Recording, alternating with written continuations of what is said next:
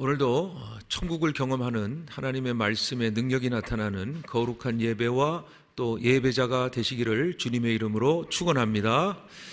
에스겔서 37장의 말씀은 여러분들이 많이 자주 들으시는 내용이 아닐까라는 생각을 합니다. 마른 뼈의 환상이라 하죠. 마른 뼈의 환상. 에스겔이 주의 영이 임하여 주의 권능으로 이 마른 뼈의 환상을 하나님께서 어떻게 하셨죠? 여호와의 큰 군대로 바꾸시는 이러한 역사를 환상 중에 보게 되었다. 그렇다면 여러분들은 이 마른 뼈의 환상, 정말 마른 뼈들이 살아 움직여 나아가는 역사를 실제로 경험해 보십니까? 실제로 경험이 이루어질 겁니다. 여러분, 예를 들어서 치킨 한 마리를 사 먹고 그리고 10마리를 사 먹으면 마른 뼈의 환상이 일어나는데 10마리를 사 먹으면 무료 쿠폰이 나옵니다. 그러면 이 치킨 한 마리가 그대로 살아나는 것이죠. 그러니 믿음을 가지고 하다 보면 이렇게 된다. 농담 삼아 이런 말들이 있습니다. 그래서 목사님이 실제로 3-4개를 드시고 교인들한테 뼈를 다 흐트러 놓고 살아나라, 생기야 일어나라, 안 일어나는 애가 쿠폰을 나눠주시면서 드세요라고 하시더라고요.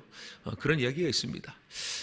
오늘 이 에스겔서 37장의 말씀은 제가 이렇게 웃고 시작하는 것은 소망의 메시지로 바뀌는데 가장 에스겔서에서 극적인 소망이 일어나는 하나님의 환상이 실제로 그 약속이 이루어지는 말씀으로 이어지는 것을 볼 수가 있는데, 자, 여러분도 아시다시피 이 남유다의 사건을 여러분 제가 설명을 한번 드렸습니다. 597년에 제2차 포로 시기가 있었는데 여호와긴이라는 왕과 함께 이 포로로 끌려간 자 중에 한 명이 에스겔이었다라고 말씀을 드렸어요. 그래서 에스겔이 그발강가에서 있었는데 하나님께서 이 예루살렘의 성전에서 떠나 그발강가에 있는 에스겔에게 나타나셔서 이제 그를 제사장으로 되어야 할 그를 선지자로 삼아주시고 또 이스라엘에 일어날 앞으로의 일들을 말씀하시는데요, 그 예언은 다 슬픔과 좌절과 공포였습니다. 왜냐하면 반드시 하나님께서 예루살렘을 떠나셨기에 음란하고 우상숭배하고 하나님을 믿지 않는 백성들에게 심판하실 것이라고 하는 예언의 말씀을 에스겔에게 선포하셨다는 것이죠. 그래서 그 말씀이 꼭 이스라엘 백성에만 이어지는 것이 아니라 애굽 그리고 주변의 많은 나라들까지도 에스겔은 하나님의 영을 받아 이와 같이 될 것이다. 역사적으로는 바빌로니아가 모든 그 고대 근동 땅을 차지했던 그 역사의 일들을 미리 하나님께서 에스겔을 통해서 예언하여 주신다는 것이죠. 그런데 이 심판과 멸망의 예언이 전환을 맞습니다. 완전히 역정되는 말씀이 나와 있는데요, 언제부터 에스겔서가 바뀌었냐면 바로 에스겔서 33장부터 하나님께서 이제 에스겔을 통해서 이스라엘을 회복하시고 그리고 포로들을 다시 돌리실 것이며 이스라엘 민족을 세계의 으뜸되는 민족으로 삼아주실 것이다 라고 하는 소망의 말씀을, 또 그 약속을 이루시기 위하여 에스겔을 통하여 계속 성령으로 말씀하시는 사건이 나와요. 그러니까 33장부터는 회복의 말씀, 소망의 말씀이 계속 선포되면서 극적으로 이루어지는 말씀이 바로 오늘 본문 에스겔서 37장 1절부터 14절의 말씀이라고 할 수가 있습니다. 자, 그러면 33장에 어떤 내용이 있는가 우리 좀 봐야겠죠? 33장 21절부터 22절의 말씀을 우리가 좀 볼까요? 31장 21절에서 22절입니다. 가까우시니까요, 좀 찾아보셨으면 좋겠습니다. 33장 21에서 22에 보면은 이렇게 되어 있죠. 21절, 우리가 사로잡힌 지, 그러니까 에스겔과 2차 포로까지 지금 포로가 된 상태를 말하고 있고요, 12째 해 10째 달 5째 날에 아주 정확하게 기록이 되어 있습니다. 그러니까 포로가 된 지 12년이 지났다 이 말이죠. 예루살렘에서부터 도망 온 자가 내게 나와 말하기를 그 성이 함락하였다 하였는데, 이 말은 예루살렘 성이 이제 바빌론의 군대로부터 완전히 함락되고 완전히 사라졌다 이 말이에요. 돌 위에 돌 하나 남지 않고 성전과 성벽이 이 에스겔이 예언하던 대로 그대로 이루어진 겁니다. 그러니까 597년 2차 포로 이후 587년에 남유다가 멸망이 됐죠. 바로 10년 뒤에 완전히 멸망됐지만 2년 뒤에 이 소식을 듣게 되는 거예요. 그런데 22절에 보니까 이렇게 돼 있어요. 그 도망한 자가 내게 나오기 전날 저녁에, 그러니까 이 소식을 알려주기 위한 자가 오기 바로 전날의 저녁에 어떤 일이 에스겔에게 임하였는가? 여호와의 손이 내게 임하여 내 입을 여시더니 다음 아침 그 사람이 내게 나올 그때에 내 입이 열리기로 내가 다시는 잠잠하지 아니하였노라 라고 기록되어 있어요. 그러니까 그 소식을 듣기 전부터 하나님께서 그의 입을 여셔서 이제는 멸망한 예루살렘이 눈앞에 보이고 절망과 좌절 중에는 남유다 백성들과 그 소식을 들은 포로된 이스라엘 백성들이 슬퍼하고 괴롭고 어렵고 낙심할 때 하나님은 거꾸로 에스겔 선지자의 입을 열어주시는 건 뭐냐? 그래, 내가 이제서야 너희들이 모든 것을 잃어버렸고 나를 찾음으로 말미암아 소망은 오직 하나님께 있다라는 희망의 선포가 시작되는 시점을 33장의 이 본문 21절 22절에 이와 같이 얘기하고 있는 겁니다. 여기서 우리가 한 가지 잊지 말아야 될 것이 있습니다. 성령이 우리 안에 역사하심은 복음을 받아들인 것인데, 복음이라는 것은 어떠한 상황 중에도 하나님의 구원의 소식을 전하는 겁니다. 자, 그렇다면 오늘 이 에스겔서 3장 21절과 22절을 통해서 우리 그리스도인들이 성령 충만해야 되는 이유는 지금같이 들려오는 수많은 안타까운 소식과 재해와 전쟁과 기근과 또 심지어는 미국의 지금 은행 하나가 파산해서 세계 경제 위기가 도래하였다. 그 외에 요즘 우리나라 국내에서는 이단과 사이비의 시비로 말미암아 많은 사람들이 염려하고 걱정하는 가운데 있죠. 그러나 우리가 이런 여러 상황을 보면서 이제 끝이다, 모든 것이 절망이다, 정말 이제 교회는 더 어려워졌다, 힘들다 말하고 하는 사람은 성령 충만한 게 아니에요. 진정한 성령 충만은 좌절하고 슬퍼하고 넘어지고 쓰러진 자들 가운데에 오히려 더 성령의 충만함으로 하나님께서 그래도 구원하신다. 하나님께서는 이때를 통하여 우리에게 인간의 한계를 깨닫게 하시고 더욱더 하나님께로 나오게 하시는 하나님의 일하심이, 하나님의 열심이 이를 이루실 것이라고 하는 분명한 복음의 메시지를 전하게 하신다는 겁니다. 그래서 그리스도인들은요, 좌절 중에 고난 중에 하나님께 감사하는 거예요. 왜? 그럴수록 하나님이 나를 꽉 잡아주시니까요. 그럴수록 더욱더 하나님께 소망의 메시지가, 말씀이 나에게 더 잘 들리니까요. 그리고 우리는 이 어두운 시대의 말씀을 통해서 무엇을 보느냐? 이 말씀의 역사에 기록된 사건을 통해 오늘날도 하나님은 이와 동일하게 역사하시는 분이다라는 것을 우리가 배울 수가 있어요. 저번 주일 청년 예배 때에 어떤 청년이 질문을 한 것으로 설교를 했습니다. 그 청년이 하는 말은 도무지 하나님의 뜻이 무엇인지 모르겠습니다.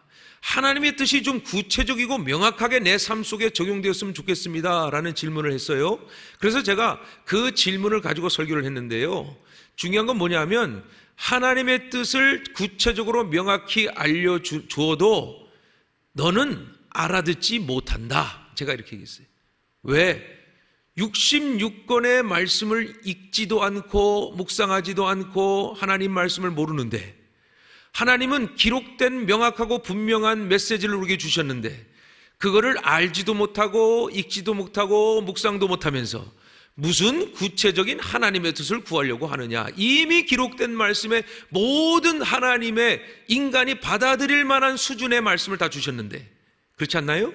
그러니까 오늘도 우리가 에스겔서의 33장의 말씀을 볼 때에 이 말씀이 그저 옛 주전에 있었던 일들이 아니라 오늘날에도 에스겔과 같이 성령 받은 자, 여러분 구약의 성령은 선지자에게 매일 임하는 게 아니에요. 오늘도 말씀 보시면 주의 영이 임하여 임할 때에만 이 선지의 말씀을 선포하는 거예요.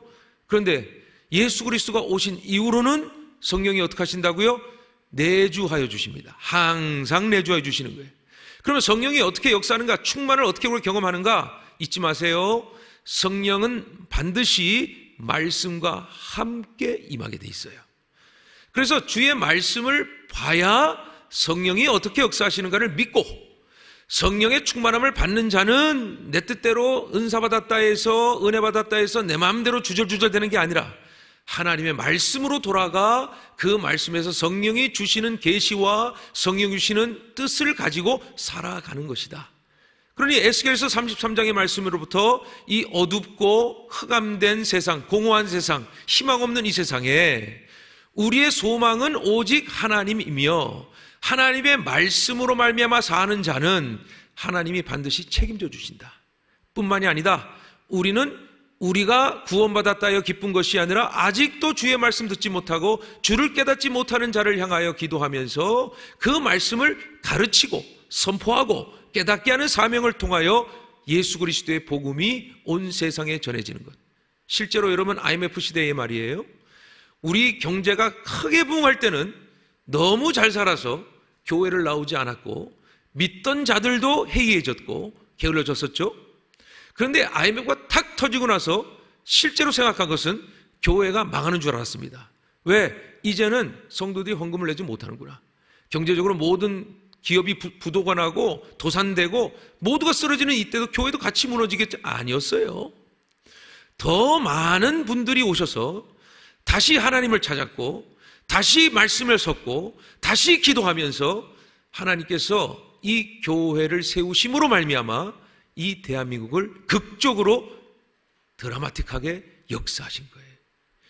IMF를 지난 이 시대가 우리 한국인의 열심과 끈기와 인내도 참 중요했습니다. 그러나 더 중요한 것은 한국교회가 성도가 이 어둠 가운데에 공허함 가운데 흑암 가운데에 끝까지 포기하지 않고 기도의 소수자를 통해서 에스겔처럼 성령이 충만함으로 나 잃어버린 것에 슬퍼하지 아니하고 하나님께 도로 나아가 회개하고 기도함으로 소망을 하나님께 두니 하나님께서 죽이지 아니하시고 살려주시고 부흥케 하시는 역사를 이루었다는 우리 근래의 역사까지도 여러분 제가 말씀을 드리는 거예요.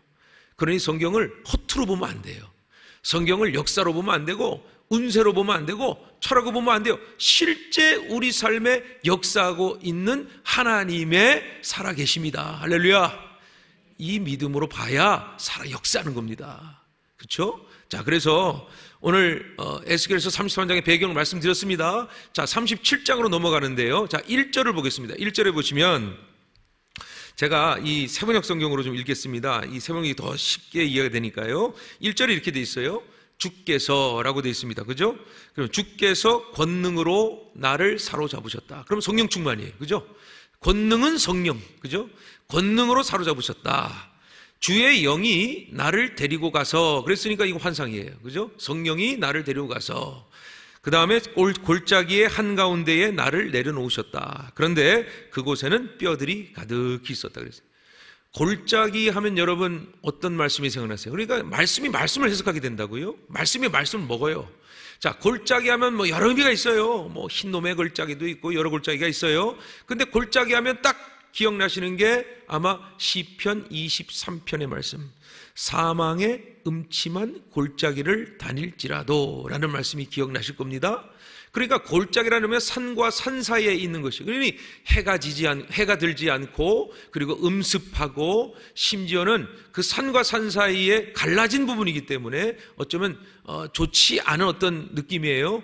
근데 그곳에 뭐가 있다고요? 뼈들이 가득하였다라고 기록되어 있으니 그곳은 죽음이 가득한 곳임을, 그 지명임을 오늘 성경은 우리에게 소개하고 있는데, 자, 2절의 말씀에 보니까 그 골짜기에 뼈가 많았고 무수하게 많았고요.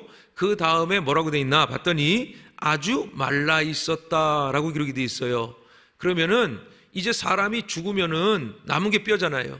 그러니까 뼈가 남았다라는 것은 그동안 소망도 없고 희망도 없고 살아날 것이 아무것도 없는 죽음의 골짜기라는 것을 성령이 에스겔을 통해 우리에게 조명하여서 보여주고 있다는 것입니다. 자, 그런데 이 3절에 보니까 그가 물으셨다라고 했으니까 성령께서 물으신 거예요. 성령께서 뭐라고 물으셨는가? 에스겔에게 사람아, 이 뼈들이 살아날 수 있는가? 라고 가능성을 물었습니다. 자, 오늘 설교 제목의 주제죠. 에스겔은 이 질문을 듣고 살아날 겁니다, 할렐루야 한 것도 아니고요, 아니요, 살아날 수 없을 겁니다 라고 부정적으로 말한 것이 아니라 뭐라고 말씀하셨어요? 주 하나님, 하나님께서 아시나이다, 주께서 아시나이다 라고 기록을 하고 있어요. 자, 그러면 주께서 아시나이다 라고 하는 이 말씀 그대로 나와 있는 말씀이 있죠. 요한복음 21장 2주 전에 이동근 목사님이 금요 기도했던 말씀 맞죠?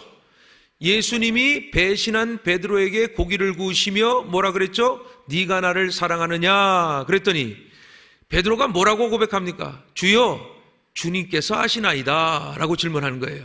그러면 진짜 베드로가 몰라서 어쩌면 자기가 혼날까봐 아니면 못 맞출까봐 가치 중립적으로 주님만이 아시나이다 라고 질문을 했다라고 한다면 이건 그냥 이야기일 뿐이에요.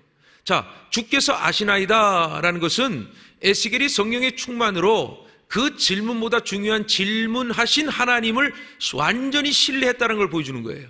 뭐냐면 하나님은 모든 것을 아시며 모든 것을 이루신다라고 하는 전지전능하신 하나님이 되십니다 라는 것이에요. 저도요 목회하면서 뭔가 결정이 잘 안 될 때 애매모호할 때는 부사역자를 불러서 물어봅니다. 목사님 제가 이렇게 판단하는데요 어떻게 생각하세요? 그러면요 어떤 분은요 이거 뭐 이렇게 하면 어떨까요? 이렇게 하면 좋을 것 같습니다. 그러면요 제가 어떻게 하는지 아세요? 잘났다 이놈아 그래요. 이놈아 아니고 잘났다 목사님 그러지. 그런데 어느 목사님은요 목사님 잘 아시지 않습니까? 하세요 그러면은요 뭘 그렇게 얘기하냐고 그러면서 기분은 좋지만 또 물어봅니다. 왜? 그냥 한번 예의상 받는 친구가 좋잖아요 그죠? 잘 들어요 봉사님들. 그래서 이 모든 일들은 철저하게 물어본 자는 답을 아는 겁니다. 그렇죠? 그래서 소크라테스는 어떻게 하죠? 사안파법을 쓰는 거예요. 질문하는 거예요. 자꾸 질문하는 거예요. 이 질문이 뭐야? 질문하는 자에 통해서 답이 나오니까 그 사람의 답이 나오게끔 사실은 소크라테스가 한 게 아니고요 유대인들의 교육 방식이에요. 질문법이. 그래서 여러분 자녀들에게 이거 해라 저거 해라 하지 마세요. 질문해 보세요. 자꾸 질문해 보세요. 그러면 하다 이 통닭 10마리 먹으면 무료 쿠폰 나오듯이 자녀들에게 질문을 하다 보면 사고력이 생기고 자기 대처 능력이 생기고 자기를 표현할 수 있는 표현 능력이 뛰어나게 됩니다. 그래서 한국 교육의 유아교육의 틀린 점이 뭐냐면 질문 안 해버려요. 부모가 막 해라 자기가 정한 대로 이거 해라 저거 해라 이게 답이다 내가 먼저 살았다. 아니요. 자녀를 전적으로 신뢰하면 자녀는 능력이 생겨요. 자기 스스로가 대처할 수 있는 여러분의 DNA 아니겠어요. 그러니 질문도 경험인 거예요. 대답도 경험인 거예요. 그래서 삼파법을 많이 써요. 하나님 물어보신 거예요 에스겔에게. 그러니 에스겔이 말한 거예요. 주께서 아시나이다 라고 얘기했어요. 자 그랬더니 4절에 오늘 제가 새벽 성경을 읽는다 그랬습니다.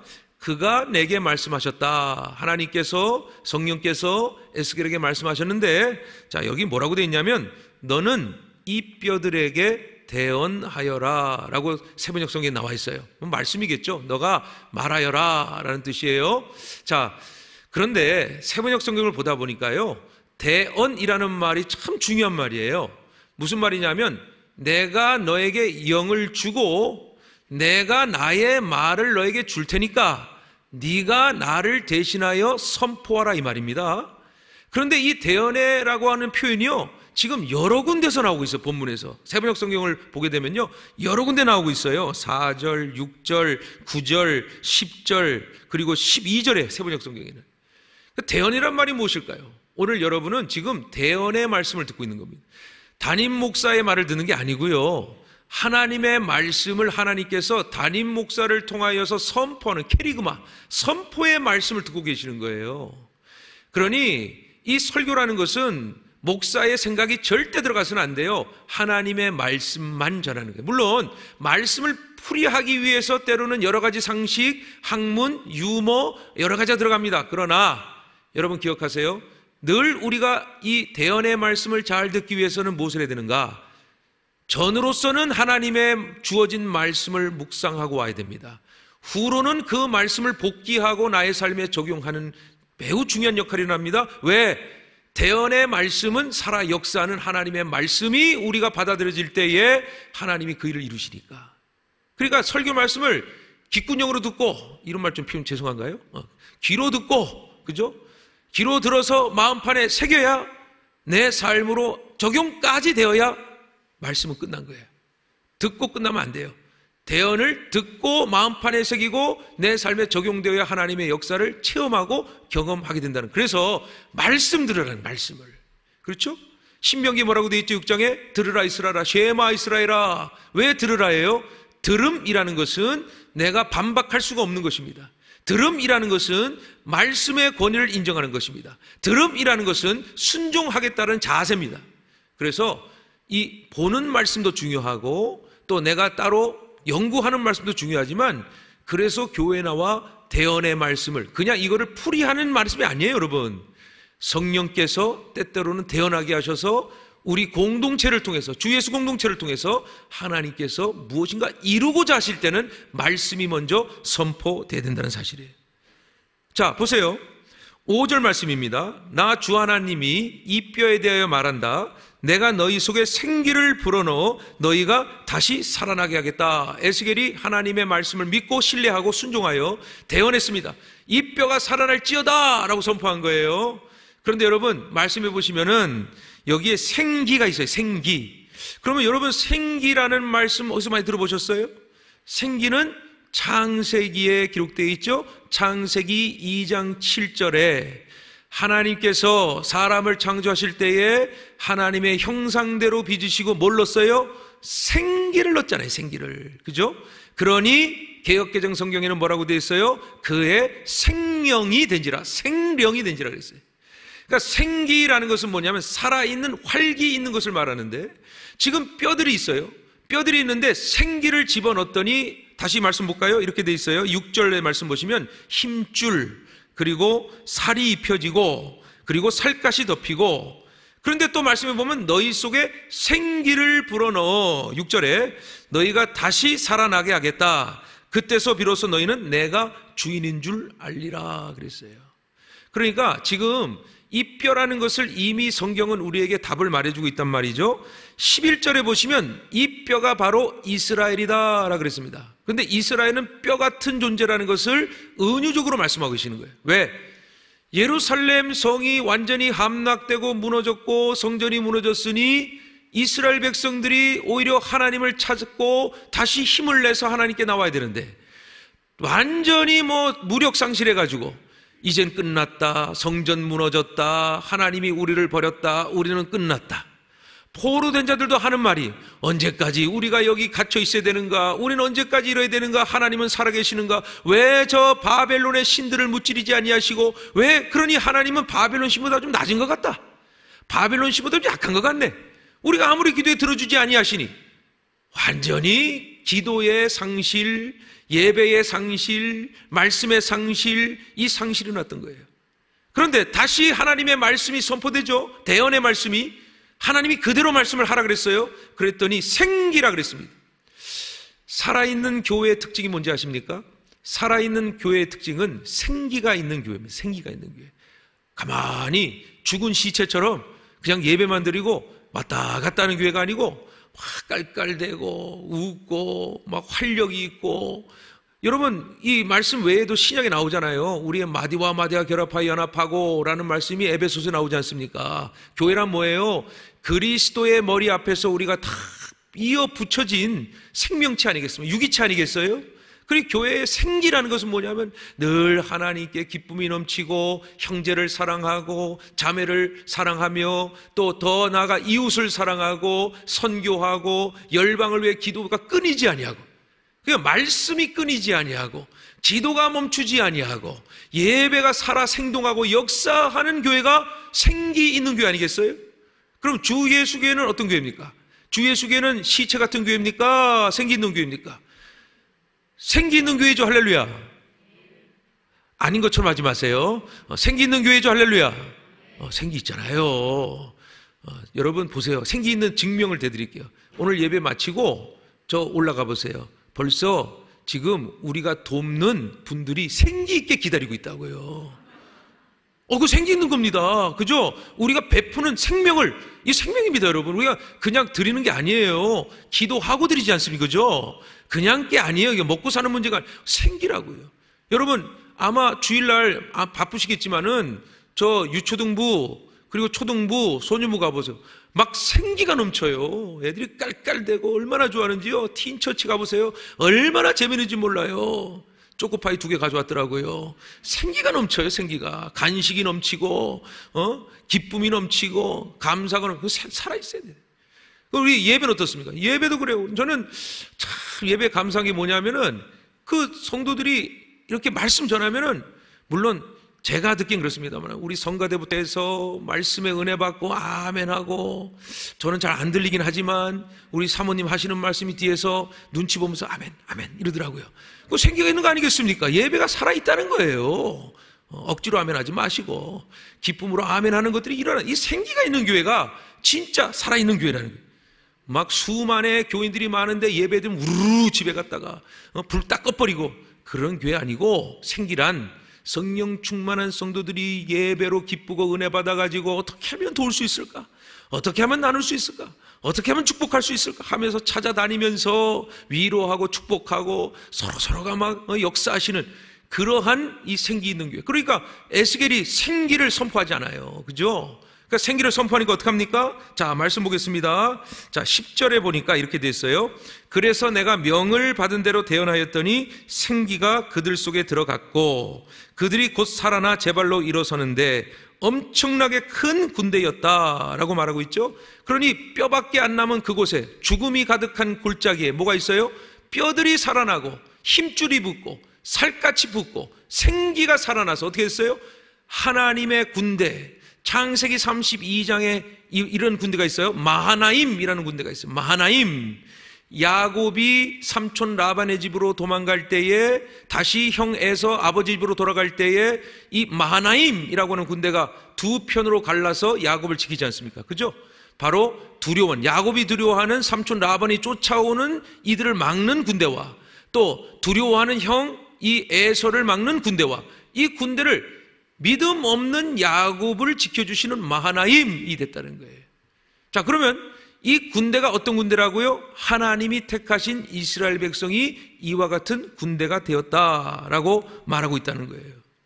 자, 그러니까 오늘 말씀해 보시면은 하나님의 말씀이 대언되는 곳에 하나님께서는 소망과 희망을 잃어버리고 죽은 것 같은 이스라엘 백성들에게 말씀이 살아 역사하니까 그 말씀이 생명되어서 그 생명을 통해 생기가 나타나고, 그리고 그들을 통해서 하나님께서 이제 모든 세계를 다시 일으켜 주실 것이다.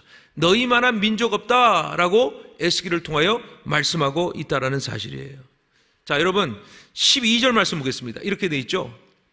그러므로 너는 대언하여 그들에게 전하여라. 나 주 하나님이 말한다. 내 백성아, 내가 너희 무덤을 열고 무덤 속에서 너희를 이끌어내고 너희를 이스라엘 땅으로 들어가게 하겠다라고 이렇게 되어 있어요. 그럼 무덤에서 나온다고 표현했습니다. 그럼 무덤하고 연관된 말씀을 한번 찾아볼까요? 요한복음 11장의 말씀인데, 찾지 마시고 설명드릴게요. 11장인데 그 11장의 말씀은 뭡니까?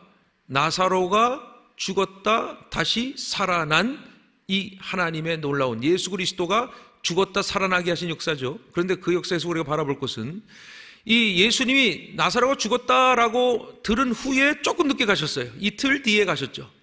그러니까 이미 장사를 다 치른 후입니다.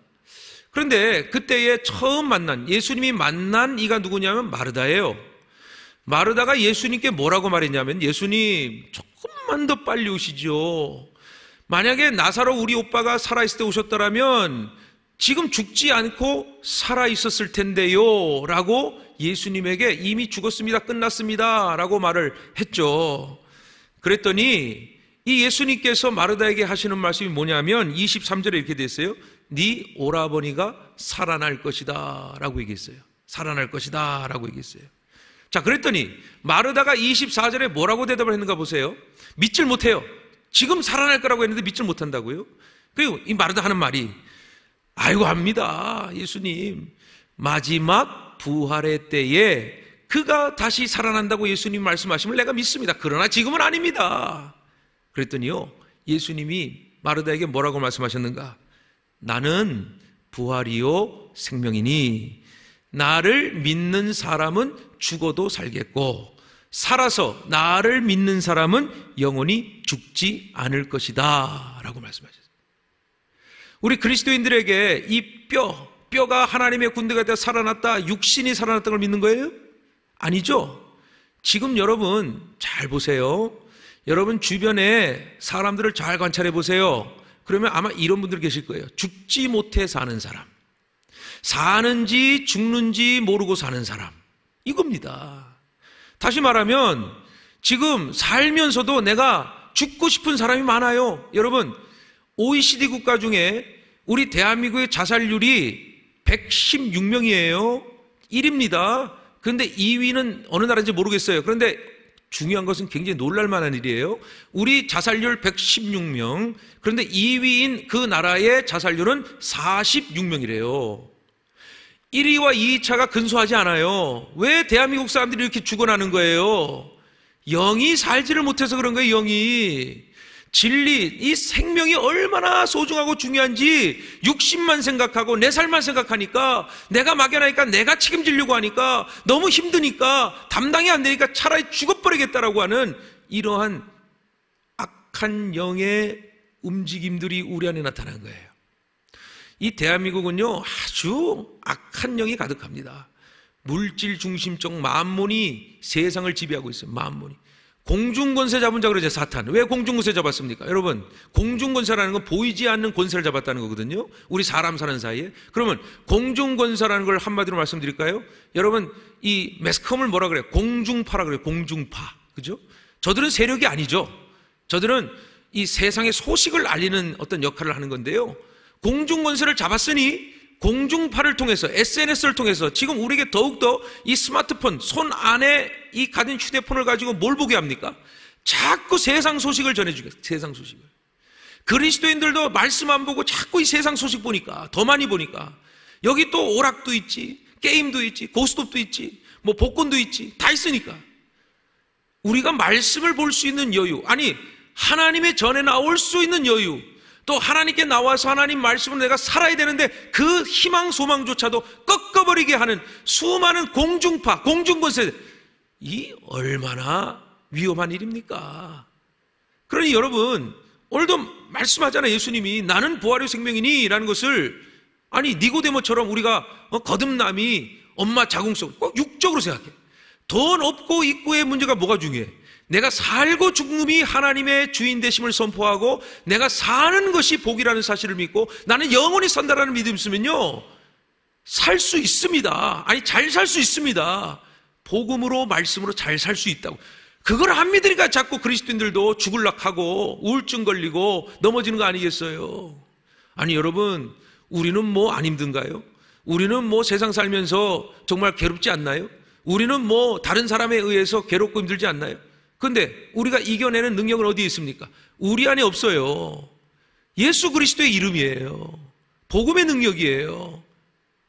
주님이 나를 위해 십자가를 지신 것을 믿으며 내 죄를 다 용서하심과 사하심을 믿으며 나에게 주 예수의 이름을 부를 때마다 여러분은 어떻습니까? 내가 악한 생각을 하고 내가 실수하고 잘못해서 창피하고 수치스럽고 악한 생각에 내가 옳다라는 자꾸 내 자기 당위성을 드러낼 때 주 예수 그리스도요, 주 예수 그리스도요, 주 예수 그리스도. 해보셨나요? 해보시죠? 어때요? 주님이 내 마음을 장악하시고 내가 너 뼈 같은 너를 다시 살리리라, 내가 너와 함께라. 왜? 예수님은 임마누엘의 하나님이니까. 복음이란 이런 거예요. 예수 믿으세요가 아니에요. 내가 믿음으로 기쁘고 즐겁고 정말 모든 문제도 기도함으로 돌파하고 예배 나와 은혜 받고 항상 하나님 앞에. 여러분, 이 안 믿는 사람들이 우리를 언제 주시하는지 아십니까?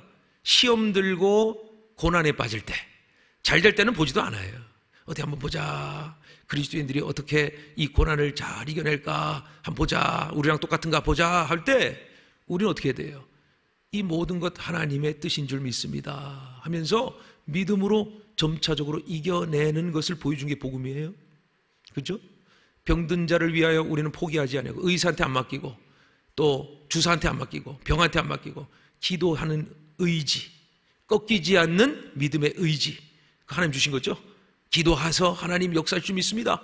되든 안 되든 하나님의 뜻일 줄 믿습니다. 왜 과정에서 염려하고 근심해요? 처음과 끝이 하나님이 하시는 건데, 그렇죠? 그러니까 저 마른 뼈와 같은 계곡과 골짜기는 어디 말하는가? 바로 주님이 없는, 말씀이 없는, 성령의 능력이 없는 곳이 바로 그곳이라는 거예요. 그곳에 여러분 같은, 이 땅의 에스겔과 같은 성령이 충만한 자들이 하나님의 말씀으로 무장되어서 어디를 가든지 무엇을 하든지 예수 믿으라는 소리 안 해도 여러분이 말 한마디 위로하고 격려하면서 하나님 사랑을 보듬고 하나님 뜻대로 행하면 그곳에 하나님의 역사가, 하나님의 온전하신 뜻이 생명을 살리고 그 지역을 살리고 나라를 살리고 교회를 살리는 놀라운 역사가 오늘 말씀 그대로 우리 주 예수 교회와 여러분의 가정과 한국 사회에 일어난다라는 것을 믿음으로 보게 하신다는 거예요. 사랑하는 성도 여러분, 우리도 어느새 이 마른 뼈와 같이 마치 살아있지 못한 생기 없는 사람들처럼, 하나님 없는 사람처럼 사시나요? 그렇지 않죠? 성령 충만함이라는 것은 방언하고 예언하고 병 고치고 이런 것도 중요한데요, 진짜 성령 충만은 내가 늘 주 안에 기뻐하고 감사하고 자족하고 어려움이 찾아와도 늘 하나님이 나의 소망 되시고 능력 되심을 선포하는 그 삶을 살아내는 겁니다. 우리의 육신의 약함이 있어도 주님은 우리를 살리셨으니 살림을 받은 자가, 그렇죠? 예수님이 뭐라 그랬어요? 나사로야 나오너라 했더니 어떻게 해요? 무덤에서 나오잖아요. 그죠? 그러니까 나사로는 뭐라 그랬어요? 예수님이 잔다 그러지. 잔다. 왜? 어차피 그는요 죽었다 살아나도 죽어야 됩니다. 그죠? 그러니 이 말은 뭐냐면 우리의 삶의 순간순간마다 우리가 죽겠다 하는 경우가 있어요. 그런 말 하지 마세요. 우린 살아요. 왜? 우리는 자는 자를 깨울 수 있는 예수 그리스도의 이름의 권능이 있으니까. 지금도 이 주 예수 교회에 이 온전한 예배자들 자는 분들이 많아요. 우리 죽었다 하지 마세요. 우린 일어나라, 주의 말씀으로 일어나라, 기도하고 권면한 걸 포기하지 마세요. 그러면 일어날 줄 믿습니다. 교회는 말씀과 성령으로 부활하는 겁니다. 부흥하는 겁니다. 오늘도 부활을 맞이하는 저와 여러분들이 예배로 다시 생기가 살아나고 또 이 말씀을 통해 다시 한번 묵상하시면서 여러분의 삶에 이 말씀이 축복되기를, 회복의 능력 되기를 주님의 이름으로 축원합니다. 기도 올리겠습니다. 하나님 감사합니다. 우리에게 말씀하신 바 이 말씀 붙들고 에스겔에 있었던 과거의 말씀이 아니라 오늘 우리에게 살아 역사하는 말씀임을 믿습니다. 우리가 사망의 음침한 골짜기를 다닐지라도 우리는 해를 받지 않습니다. 예수 그리스도가 나의 목자 되심을 믿을 때에 우리의 모든 삶, 하나님 이 죽음과 사망의 골짜기 위에 우리를 통하여 태어나게 하실 때 말씀이 생명을 얻으며 생기를 얻으며 완전한 하나님의 군대로 이루어질 때까지 소망을 품고 믿음으로 승리하는 귀한 예배자 주 예수 권속되게 하여 주시옵소서. 예수 그리스도의 이름으로 기도 올리옵나이다. 아멘.